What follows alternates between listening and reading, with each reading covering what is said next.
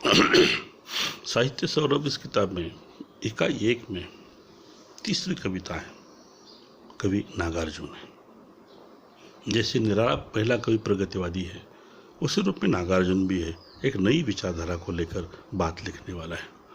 हिंदी में मार्क्सवादी विचारधारा से प्रभावित नागार्जुन है, प्रगतिवादी विचारधारा का कवि नागार्जुन है।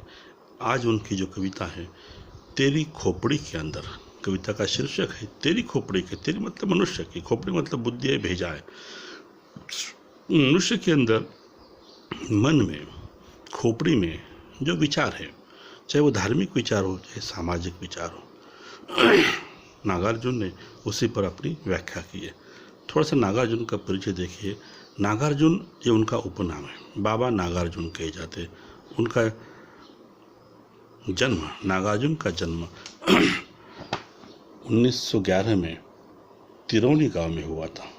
उसका मूल नाम है वैद्यनाथ मिश्र, परंतु हिंदी नाम में नागार्जुन या यात्री इस नाम से वे प्रसिद्ध है।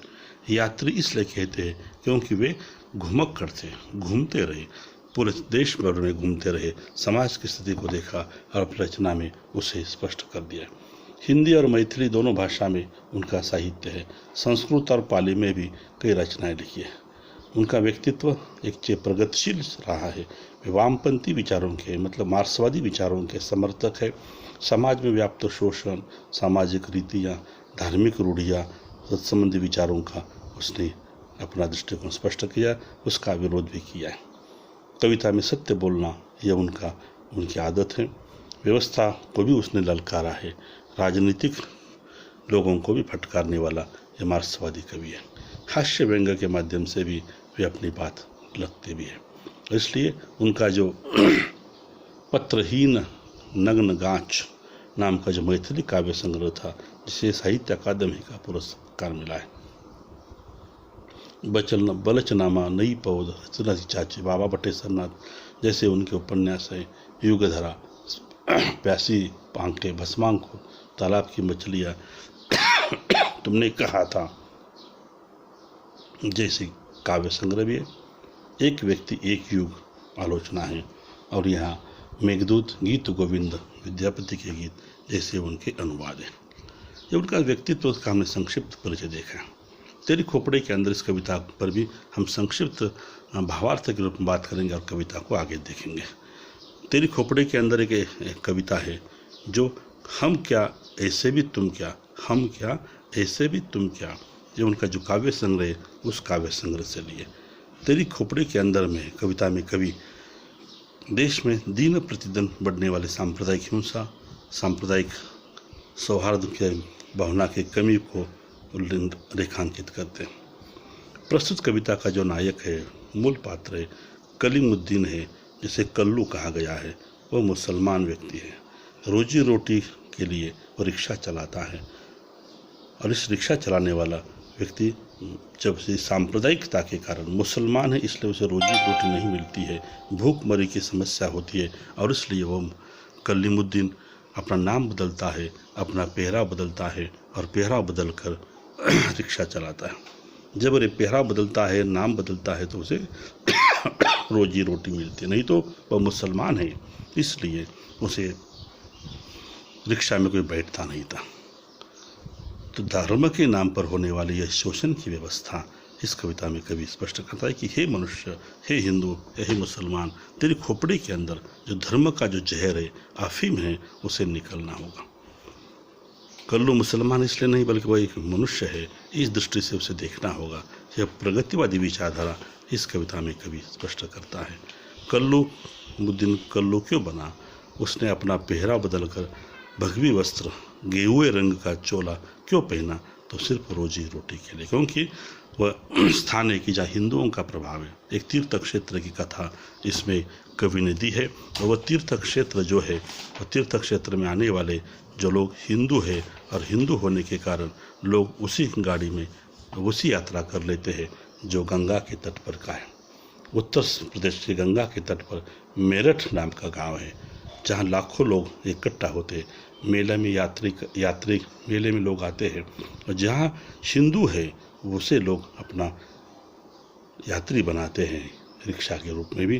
तो यहाँ एक चंदन का टीका लगाने वाला, जोगिया का रंग का कुर्ता पहनने वाला, गले में रुद्राक्ष पहनने वाला वो कल्लुमुद्दीन बाद में प्रेम प्रकाश बनता है। नाम बदलता है, कल्लू या कल्लुमुद्दीन की जगह वह प्रेम प्रकाश बनता है। अपना धर्म तो अलग है, मगर रोटी के लिए, रोजी रोटी के लिए ये प्रश्न उठाया है। यह मेरठ की कथा, गंगा के तीर पर की कथा इस कविता में कवि देता है। देखिए कविता में कवि क्या कहता है। गले से रुद्राक्ष की लंबी माला, उसका व्यक्तित्व देखिए उस कल्लुमुद्दीन का। लटक रही थी जोगियों के कलर वाले कुर्ते पर, दाहिने कान से लाल फूल अटका पड़ा, चमक रहा था भाल पर चंदन का पीला तिलक। वो अपना रिक्शा मेरे निकट ले आया, नमस्ते बाबूजी, संजगी से बोला, किधर को ले चलो बाबू। उस गंगा तट पर मेरठ में नागार्जुन स्वयं गए हैं और उसी वक्त एक रिक्शा वाला उनके पास आता है। उसका व्यक्तित्व का परिचय दिया है। गले में रुद्राक्ष की माला, गेहुए रंग का वस्त्र है, माथे पर चंदन का टीका है और ऐसा एक व्यक्ति आकर उसे पूछता है, बाबू तुम्हें कहाँ ले जाना है। अभी लेखक का उससे परिचय, नागार्जुन का परिचय नहीं था। एक रिक्शा ड्राइवर है, इसलिए यहाँ तक इतना सीमित जानकारी है। उसको गौर से मैंने देखने लगा। वो अच्छा युवक, भला युवक लगा। गंदगी सूरज का दुबला पतला, बड़ी बड़ी आंखें, सुरमा, चौड़ी पेड़ा परेशानी पर चमक रहा था चंदन का टीका। लुंगी पीली थी, पैर खाली थे। पैर खाली, जूते नहीं थे। अर्थात दरिद्रता का या उस रूप में उसी का चित्रण है। गेहूं रंग की लुंगी पहनी है, बड़ी बड़ी आंखें हैं, या उससे चाहता है कोई उसे रोजी रोटी के लिए, अपने परिवार में जो बच्चे हैं, दादी माँ है, उसकी भूख मिटाने के लिए पैसे मिले, इसलिए उसे कहते हैं, बाबूजी तुम्हें कहाँ चलना है। चलो बाबूजी, किधर ले चलो। छिपी तालाब, बेगमपुर। इतने भी एक और युवक आता है और कानों में कहता है, खबरदार ये मुसलमान है, इसके रिक्शे पर कभी न बैठना आप। जब उस प्रेम प्रकाश या कल्लुद्दीन और नागार्जुन की बात चल रही थी, नागार्जुन उस रिक्शा में बैठने वाले थे, तभी एक व्यक्ति आता है और वो कहता है, कान में कहता है कि खबरदार वह मुसलमान है, उसके रिक्शा में नहीं बैठना। मतलब मेरठ की बस्ती है, हिंदू लोग हैं, हिंदू तीर मेले के लिए आए हैं और हिंदुओं को सिर्फ मुसलमान की रिक्शा में नहीं बैठना, ये मानसिकता धार्मिक कट्टर से असहिष्णुता का प्रतीक है। तो कवि कहता है, मगर अपना साथी बोला, हम इसी का रिक्शा लेते हैं और हमने उससे कहा हॉस्टल ले चलो। हाँ, मेरठ कॉलेज या हॉस्टल। हमें हॉस्टल गेट पर पहुंचा कर निहायत नरम आवाज़ में वो कहने लगा, बाबूजी अब हम छुट्टियाँ भी रखेंगे, 8-10 रोज की है। भूखमरी के बाद हमारे अंदर अकल फुटी है। बाबूजी रुद्राक्ष के मन के अच्छी मजूरी दिला रहे हैं। इसमें कहता है कि जब बाबूजी ने कहा कि हमें हॉस्टल पर छोड़ना है, नागार्जुन को हॉस्टल तक छोड़ देता है और हॉस्टल पर छोड़ने के बाद वही कल्लुमुद्दीन कहता है, हे बाबूजी, ये जो मेरे रुद्राक्ष की माला है, रुद्राक्ष की माला मुझे अच्छी मजदूरी देती है। तब तक नागार्जुन नहीं जानते थे कि यह क्या स्थिति है। एक ने कहा कि वो मुसलमान है और दूसरा प्रेम प्रकाश रिक्शा वाला कहता है कि इस रुद्राक्ष के कारण मुझे मजदूरी मिलती है। बाबा जी अब हम चन्नट्टा भी रखेंगे माथे पर, वो टीका माथे पर लगाना चाहता है। अब हम चंदन का टीका भी रोज़ लगाते रहेंगे। बाबूजी अब हम अपना नाम बदलते हैं, हम प्रेम प्रकाश बतलाते हैं। वो कहता है कि हे बाबूजी, कल्लुमुद्दीन ने नाम बदल दिया और प्रेम प्रकाश रखा। हमारे परंपरागत वस्त्र छोड़ दिए, हमने टीका लगाया है, दाढ़ी मूछी छोड़ दी है, जो भी है मुस्लिम समाज के रहन सहन को बदल दिया, क्योंकि रोजी रोटी के लिए। वो अपना रिक्शा लेकर वापस जा रहा था। उसने हमारी बातें सुन ली थी तो बका वक्तव्य के रूप में सामने रखा। वो कहता है कि वो चला जाता है। अपना रिक्शा लेकर प्रेम प्रकाश जा रहा था और हम दोनों मिनटों उसे जाते हुए देख रहे थे। यो तो वो कल्लू था, कल्लू रिक्शा वाला, यानी कल्लुमुद्दीन। नागार्जुन रिक्शा होटल के सामने खड़े रहे, रिक्शा चली जाती है और लेखक के मन में विचारों का चक्र शुरू होता है। वे कहते हैं कि हम उसे कई समय तक देखते रहे, वो क्योंकि वो कल्लू था, नाम था प्रेम प्रकाश कल्लू रिक्शा वाला यानी कल्लूमुद्दीन। अब वो प्रेम प्रकाश बन गया है, कहलाना पसंद करेगा।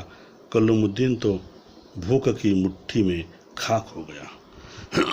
कवि कहता है कि जो कल्लूमुद्दीन था, जो मुस्लिम था, हिंदुओं की बस्ती है, इसलिए उस मुस्लिम कल्लूमुद्दीन भूख के कारण अपना नाम बदल दिया, अपना संस्कार व्यवस्था बदल दी है, क्योंकि वो रोटी के लिए, भूख मिटाने के लिए कल्लूमुद्दीन मर गया, अपने नाम की नाम व्यवस्था बदली है और वह प्रेम प्रकाश बन गया है।